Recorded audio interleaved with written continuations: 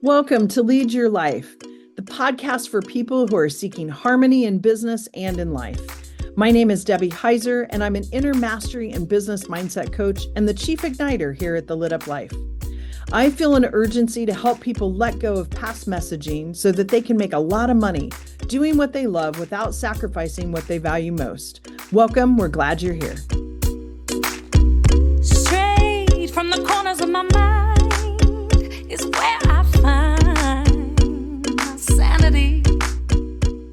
It's a place, Hello, and welcome back to another episode of Lead Your Life with Debbie Heiser.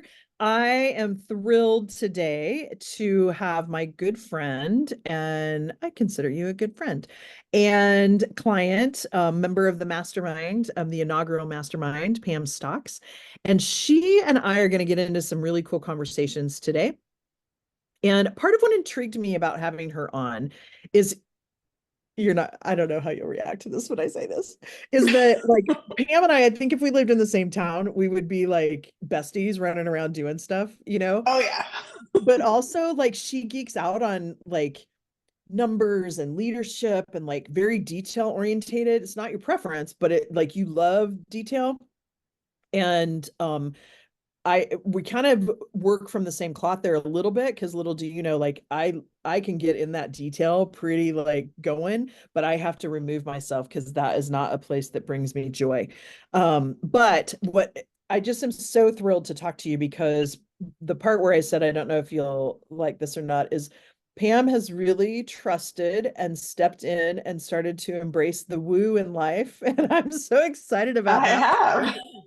And so we're going to talk a little bit about that too. But Pam, introduce yourself and tell people what you do, how you show up in service to the world, and we'll go from there.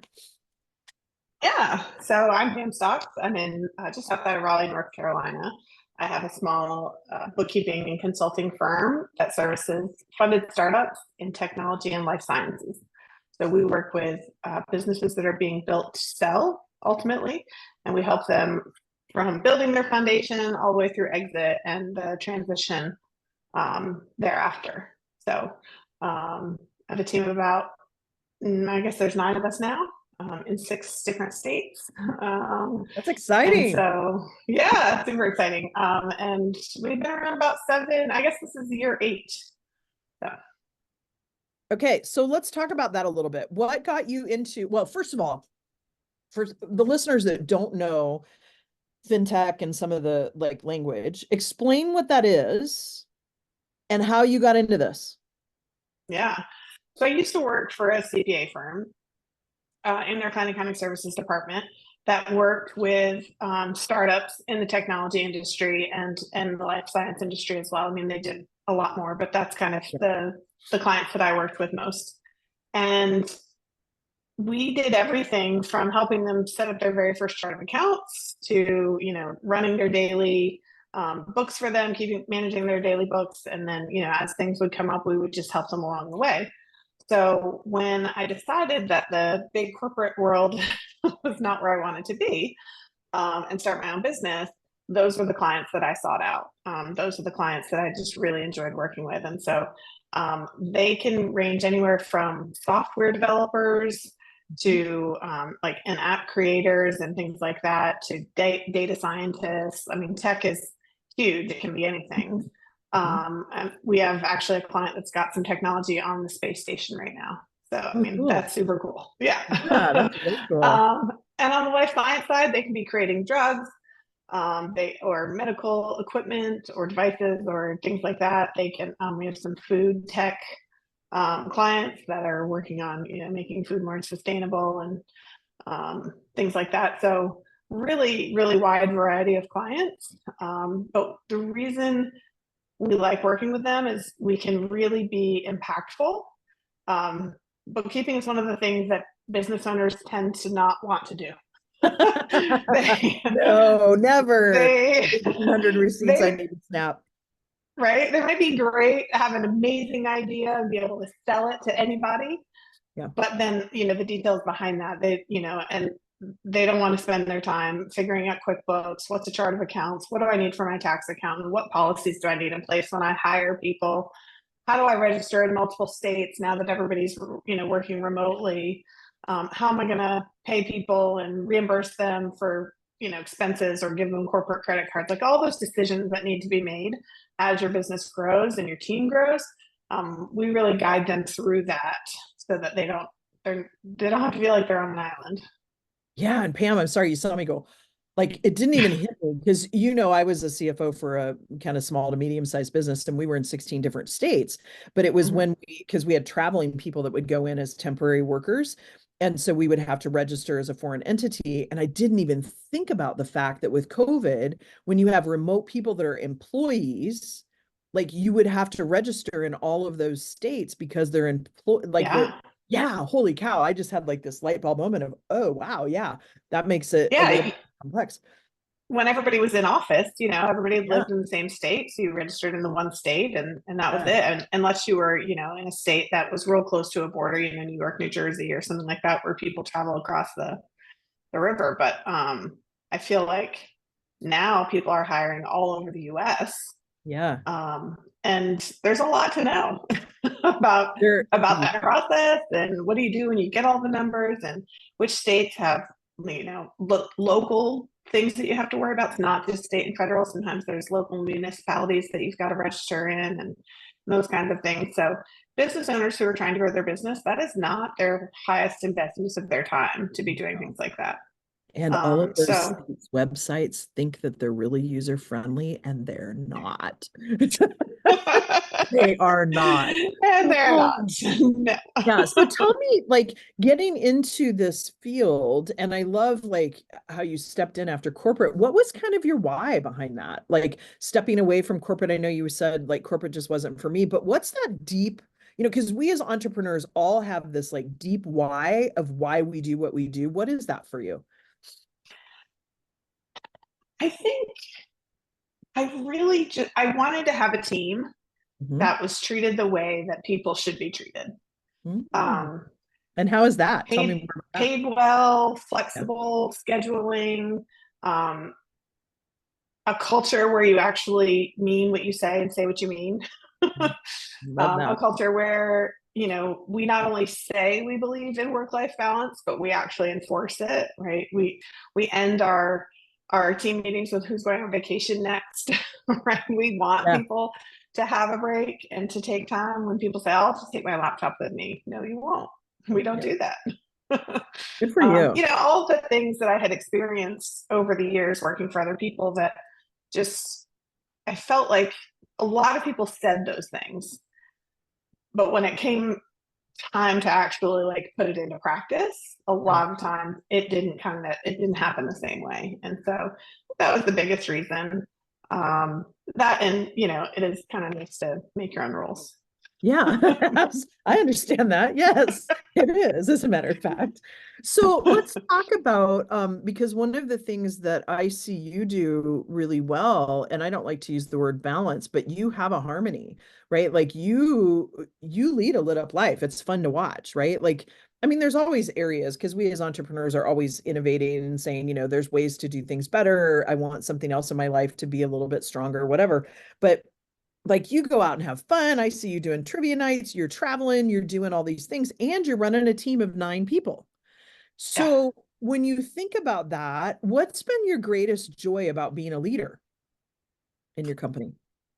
I think watching people grow, really. I mean, we have, sometimes you have to hire a higher end person, right? Somebody who's a little further along in their career. But really, our goal is to train people to take those positions rather than hire on the top, because I feel like that's really disheartening.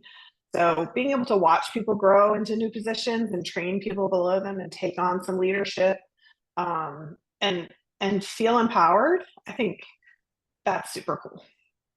Yeah, that's really cool. Do you think of a situation, and you don't have to use names, but of something that kind of touched your heart that, because you do what you do for you from a flexibility perspective and you're interested in helping people with bookkeeping and those types of things. But then there's also this other thing, and Carrie and I were talking a little bit about it too, and I see a similarity with the two of you in the respect that you really want to make an impact in people's lives, right? Whether that be clients or the people, because like that's part of your why was to build a team, right? Some sustainability and income for people. And so can you think of like a situation that if you looked back and said, from a leadership perspective, this happened and it just affirms and fills your bucket to say, this is why I lead a team of people? That's a good question. I know I'm making you think. I know. Well, I can tell you, we have one employee on staff who, after COVID, had a massive heart attack. Oh my gosh. Young, healthy person, totally unexpected, no other, reasons that should have happened. Watching my team kind of rally around that and fill in and do all the things and help me, I was like, okay, now I have to take all her work and like make sure our clients are taken care of and make sure we're supporting her. And the team just really rallied, and it was really, really nice to see. Yeah, Pam, that's a testament to you and your leadership. So hats off to you on that piece of it. What's been your biggest challenge as a leader? Having to fire people is really hard. Yeah, that is. We're gonna go on to a different one, but yes, letting go of people. And especially because I don't know about you, but like my take on it, and I feel like it's kind of similar, is that when I'm letting go of someone, it's not because I don't care about them, but it's because I do care and it's not the right fit for them, right? They're unhappy. They know they're not doing a good job, and they don't, people come to work to do a good job, but they know they're just not hitting it on all cylinders. And that's no fun place to be either. So yeah. So those conversations are really hard. I would say that, and firing clients too. I mean, there are times when we're not a good fit for a client as well. And, whether typically it's not well, I can't say that. Sometimes it is a personality thing, right? Sometimes personalities don't clash and we can make adjustments and reassign the team and things like that. But there have been times where we have worked with people who just didn't value really what we were offering. And at that point, it's not a good fit, because if one of our things that we really strive to do is provide more value than the cost that you're spending, right? And if that's not happening, then it's not a good fit, and we should part ways. And so that conversation is hard sometimes, especially if you really like the client. It's like, hey, I think to do a good job for you and to do what you expect, like we have to charge you a lot more, and it's not feasible for your business structure. Or, here are the things that we've really tried to put in place for you, and you're just not implementing anything that we've suggested. And so I think that we're not who you're looking for, right? Not a right fit. And sometimes they're almost heartbroken, right? Because sometimes they don't see it coming, and they, whether they choose to just ignore the signs or not, I don't know. But those are hard conversations. And to me, that speaks a lot to your integrity. And so we're going to take a quick break, and we'll be back. And when we come back from the break, we're going to talk about integrity in business, particularly when it comes to finances. And then we're going to talk a little bit about personal stuff too, because, it's about leading our whole life. So we'll be back in a second. Let's face it, sometimes as an entrepreneur and a business leader, we need some guidance, support, and community. So we here at The Lit Up Life have 3 ways that you can work with us in order to achieve that. As a private client, we work together to quantum leap your business by discovering strategies to help you move past what's holding you back and allow you to identify what you want your life to look like. The result? Your business becomes the conduit to the lifestyle, success, and impact that you intend. Now, I'm a huge believer in the power of collaboration. So in our community masterminds, you can join in with other high vibrational business owners who want to level up, increase impact, and financial gain, all with a tribe of other women to support and encourage you on your journey.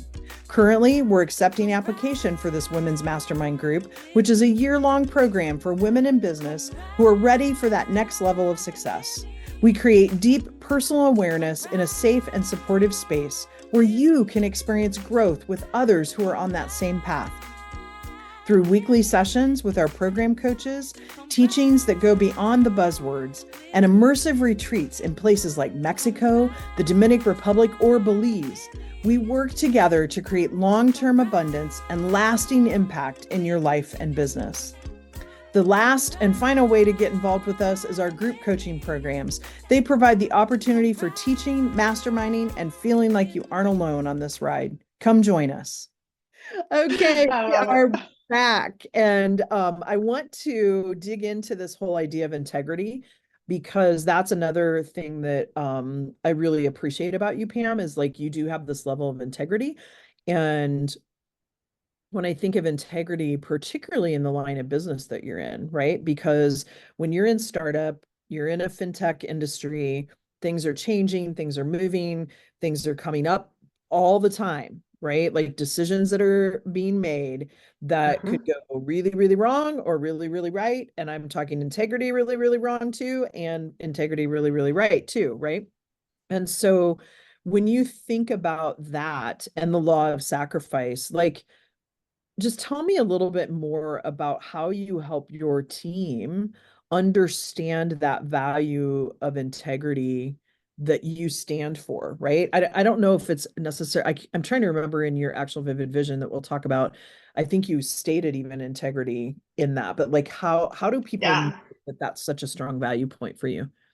Yeah, integrity and honesty is one of our core values. So every time, we have an annual meeting with the team, we go through those, or any kind of State of the Union type team meeting.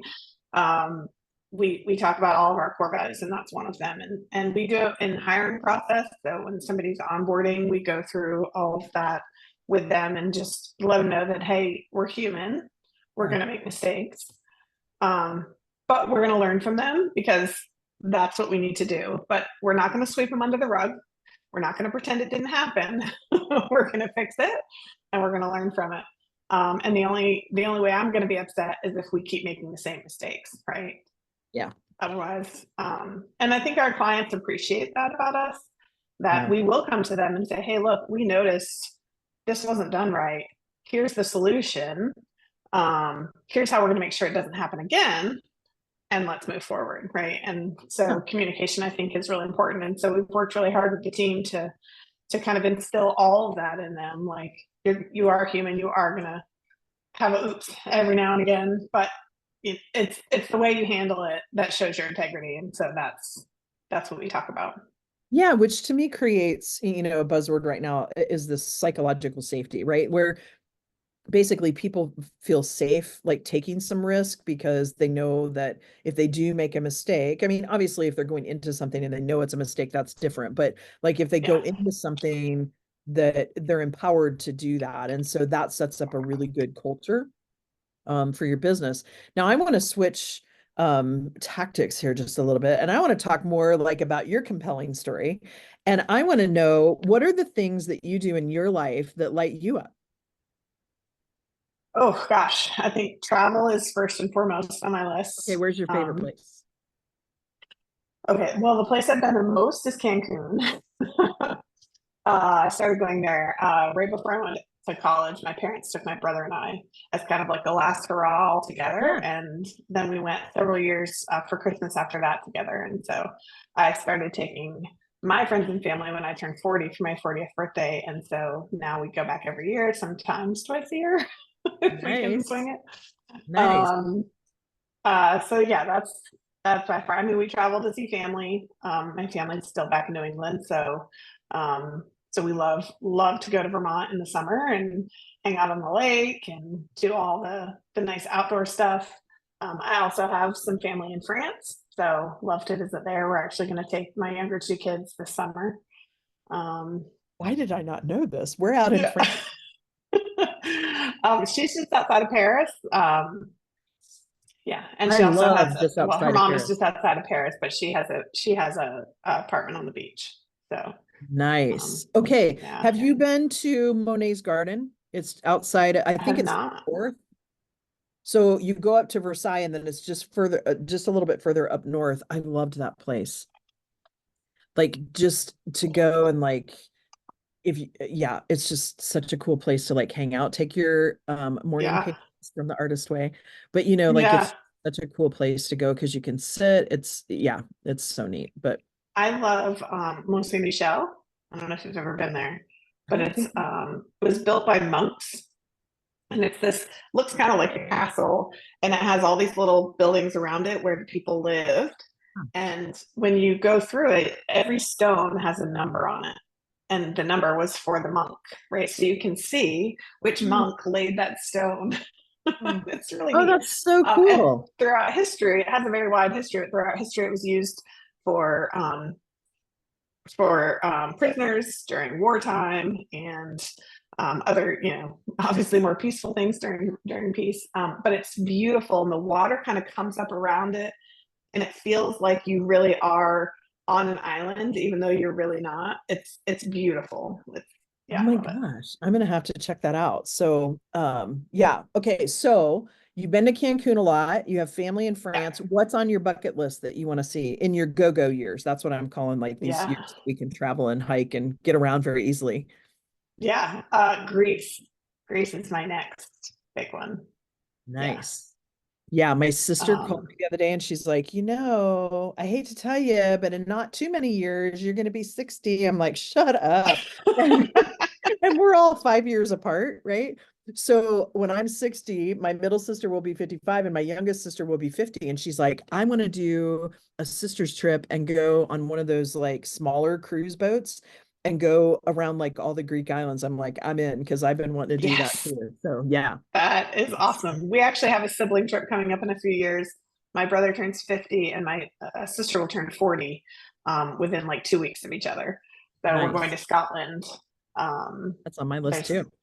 yeah, so We I'm need to excited compare for that. notes. That's 2026. Have you been to Italy?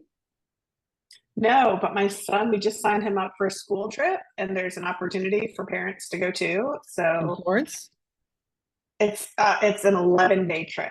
It's crazy. They get to go so many places. It's so cool. Oh, so he's going and you would go as a, not really a chaperone, but like a Right. chaperone They have situation. chaperones, but I could go just as a companion, just as a travel Oh my companion. gosh, Pam. Yeah. Yeah, I'm telling you, Terry and I both are going to be on you for the Italy thing. Yeah, Did you, it's like this like they kind of come they start in Rome and they kind of go down like this and then come around, and the last leg is on a boat. oh, so you go into the south Yeah. and probably down by Sicily and stuff versus north to Yes. Florence and stuff. Oh Yeah, yeah. they've called it Rome to Sicily, I think is what they've Oh called the my trip. gosh, that It would, looks amazing. I'll go. Yeah. Come Can you on. have another companion? Can you have a companion to your companion? We Anyway, can bring the whole family if we want, but it's about 5 grand for adults. yeah. Um, Well, that's not bad but for that 11 days. includes airfare, hotel, two Oh, meals that's a airfare day, too? all your transportation. Yeah. Wow, that's fantastic, actually. Yeah. Oh, so cool. I can't wait. We'll have to talk more about that when we go to Yeah. Costa Rica, which, by the way, I want to talk a little bit about that before we kind of wrap up. So, Pam, you are a part of the inaugural mastermind that started. And Mhm. so when you think about like the last 6 months, would you mind sharing like what's something that you feel like you've really gained from being a part of that? And yeah, tell a little bit about your experience. Yeah. So aside from the fun vacations and the Yeah. wonderful people that I get to hang out with, I think the biggest impact really has been getting clear on my vision for my company and for myself, and figuring out like what I don't want just as Yeah. much as what I do want. Yeah. And clearing the path for both of those things, right? To go towards the things that I do want and to get rid of the things that are no longer serving me. So Yeah. I think that's been the biggest impact. Yeah, thank you. Kind of that universal law of sacrifice, right? Like letting go of the things that have been maybe getting in the way of you moving forward into that vision, or even subconsciously having that come to your conscious now and being able to say, I want to shed that, right? And go Yeah, for and I think on a personal level, opening myself to the woo, yeah. the universal laws, the just being more open to some of those things instead of looking at things so literally. Well, and that's your job Has is to look at things black and white. it Yeah. is. It is, and it's a little bit of my personality, but no, I think that's been great. It's helped me kind of look at my health in a new way and make sure that I'm really focusing on doing the things that need to be done, and just finding some of that inner peace.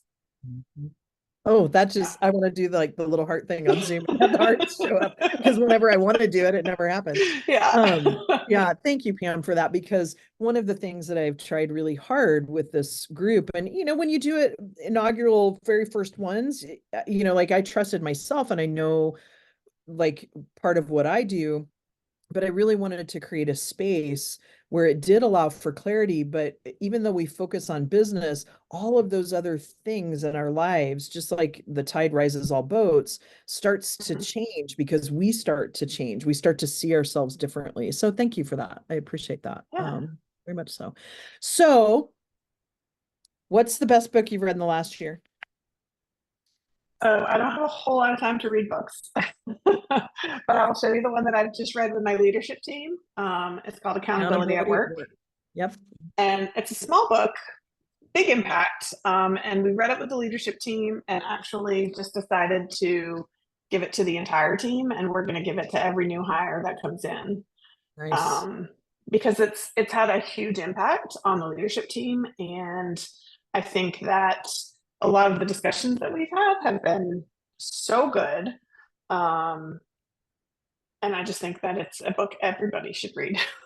Yeah. And you know what? Thank you. Because I know that we've talked about that one, and I need to double check on my, I order so much that sometimes I go out and I try to reorder something and it's like, you've already ordered this. So I need to just go double check because I have this list of books. So, but thank you for that. And if somebody wants to get a hold of you, they want to talk to you more about what it might look like to engage with you in a professional setting, where would they find you? What's the best place? So we're on LinkedIn, and we have a website on thebooks.com. So either is a great place to start. Yeah, I would go there first. Okay, awesome. And we'll also put that in the show notes for those of you listening or watching. And Pam, thank you so much for your time today. I so appreciate it. Thanks for having me. Absolutely. And with that, folks, it's a wrap. Have a fabulous day. We'll see you next week.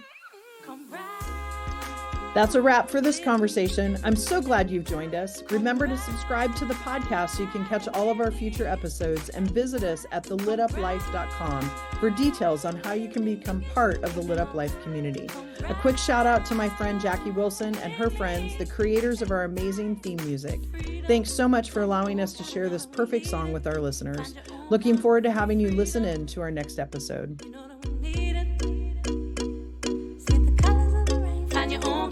See the colors